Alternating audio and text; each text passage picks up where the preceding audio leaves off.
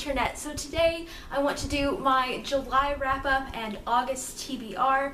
I read 14 books this month. Good job, Sarah. Good job. I don't think I've ever read that many books in a month before, so I'm just like really stoked that I was able to do that.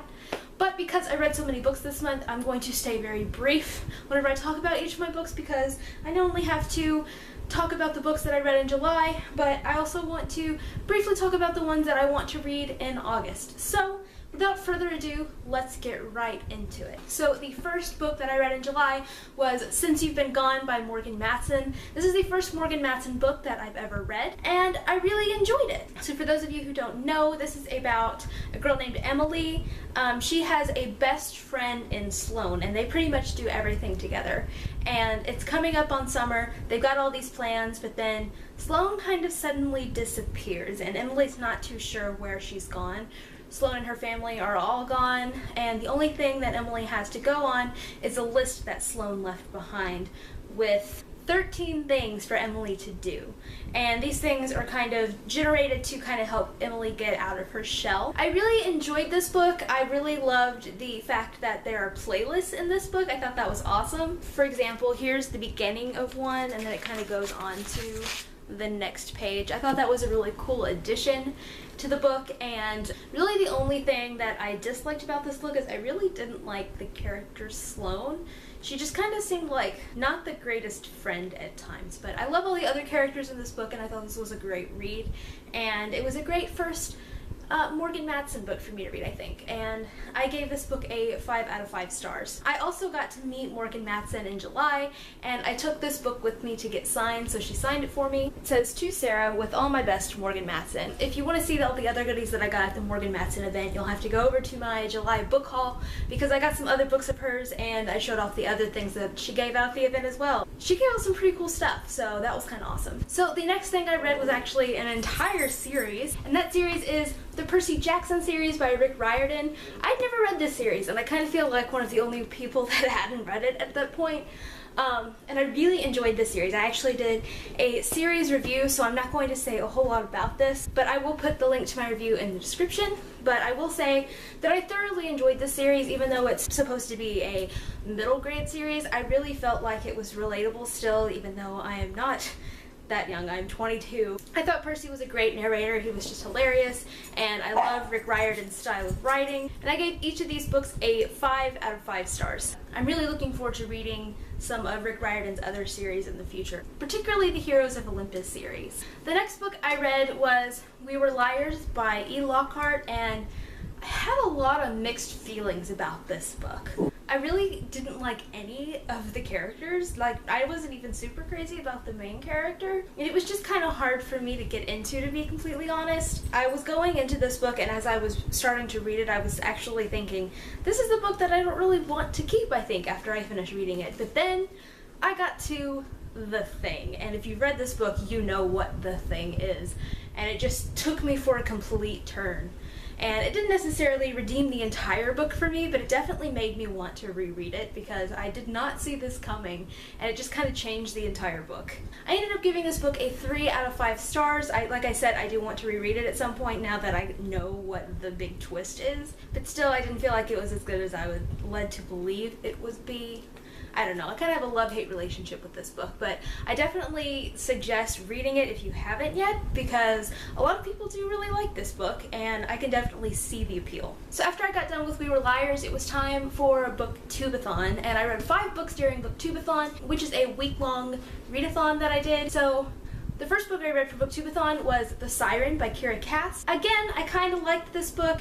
There were a lot of things I didn't like about this book. I do think that if you're a fan of Kira Cass's The Selection series, give this a read, because I do really like her writing style, and I think that it was a very unique idea. There were just some like logistical things I didn't really particularly like some of the logic in this book was kind of weird, and the ocean I feel like had some kind of weird like god complex or something. Like, it was just a really weird character, and I don't know, but I ended up giving this book a 4 out of 5 stars nonetheless. I did really enjoy it. I'm looking forward to seeing what Kira Cass comes up with next now that the Selection series is over, and this is a standalone, so After that, I read The Bad Beginning, which is the first book in a series of unfortunate events by Lemony Snicket. Again, a series that I had never read before, and honestly, I don't think I'm going to continue on with this series. I definitely see the appeal to this book, and I think that if I was younger and if I had read it when I was younger, I would have really, really enjoyed it. But going into this series, having never read it as an adult, I just didn't really particularly care for it. The story was just like super out there, which is fine for, you know, a kid, but I just had a hard time really getting into it, and Count Olaf was just a little too high on the creep factor for me, and I don't know, I just couldn't really get into this book. I didn't particularly care for it, and I don't think I'm going to continue on with the series, but whenever I do have kids eventually, maybe I will go pick this series back up and read it along with them. Maybe that will change things, and maybe they will enjoy it. So I ended up giving this book a 3 out of 5 stars. The next book I read was For a Divergent Collection by Veronica Roth, and this is a collection of 4 short stories, 3 of which are told before Divergent even starts, and 1 of which is told like during the events of Divergent, but they're all from 4's perspective.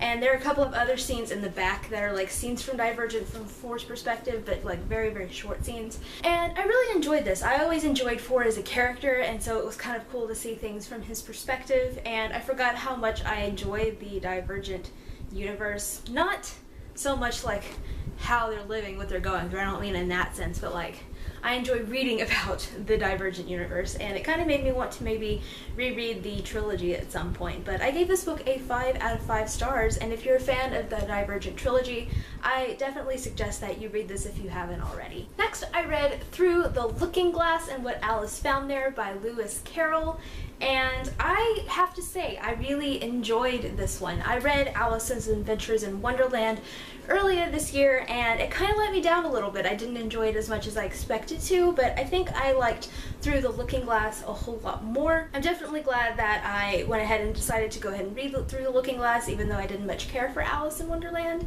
And either way, I definitely recommend both of these classic books because they're classics for a reason, and I gave Through the Looking Glass 4 out of 5 stars. The last book I read for Booktubeathon anyway was We Should All Be Feminists by Chimamanda Ngozi Adichie. I don't know if I said that correctly, but this is a very short book. It was about 48 pages, and this is an essay of a TED Talk that she had on this subject, and I really liked what she had to say.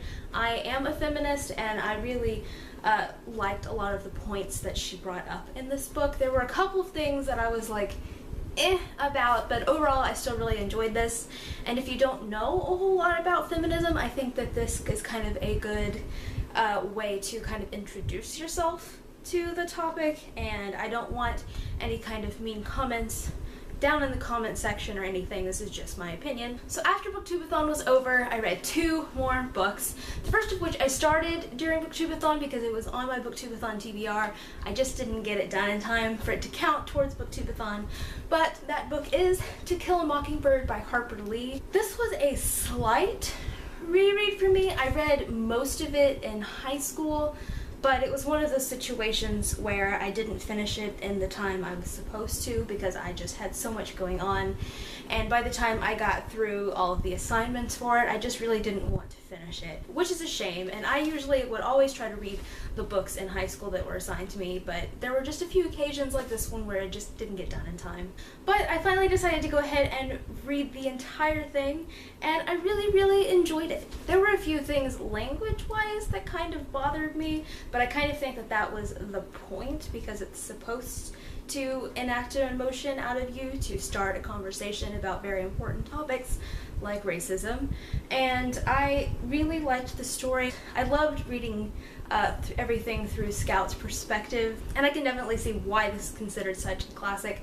I give it a 4.5 out of 5 stars. And the last book that I read in July, I started and finished the last day, and that book is Harry Potter and the Cursed Child by J.K. Rowling, John Tiffany, and Jack Thorne. I'm not going to go too deep into my thoughts on this book because I'm still kind of trying to figure out all of my thoughts on this book, and I do want to do a review on this book, but I will say that overall I really enjoyed this story. Now, if you haven't read this yet, I want you to keep in mind that it is a script. It is not a novel, so it's going to feel different when you're reading it. It's going to be a bit different when you're reading it. It doesn't necessarily feel like just reading another Harry Potter book because it is a script and the layout is very different. But overall, I enjoyed the story.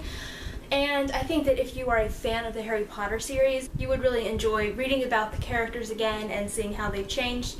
This book picks up 19 years later, which is the time frame that the epilogue in the Deathly Hallows takes place. And that's all I'm going to really say about it in this video. I haven't decided yet if I want to give this a 4 out of 5 stars or a 4.5. I'm kind of leaning towards 4.5 out of 5 stars. But overall, I really enjoyed this, and you can look forward to my book review. Whew, that was a lot of books to talk about. So now, on to my August TBR. So first off, what I'm currently reading, which I am reading 2 books right now, and one is The Unexpected Everything by Morgan Matson. I am not too far into this yet, but I'm really enjoying it, and it is about a girl named Andy. She is the daughter of a politician, and she is one of those people that kind of tries to have everything planned out all the time, something that I can relate to.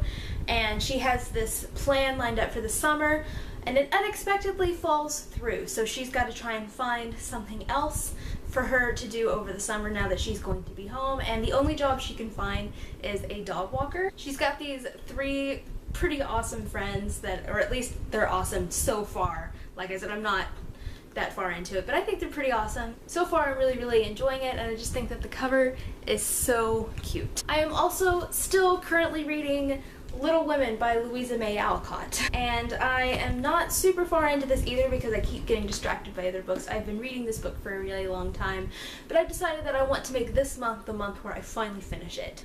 As of right now, I have 4 other books on my TBR for this month, the first of which is A Gathering of Shadows by V.E. Schwab. This is the sequel to A Darker Shade of Magic, and I believe this is going to be a trilogy. I had this book on my TBR for June too, but then I got sucked into the Throne of Glass world and just never made it around to this one.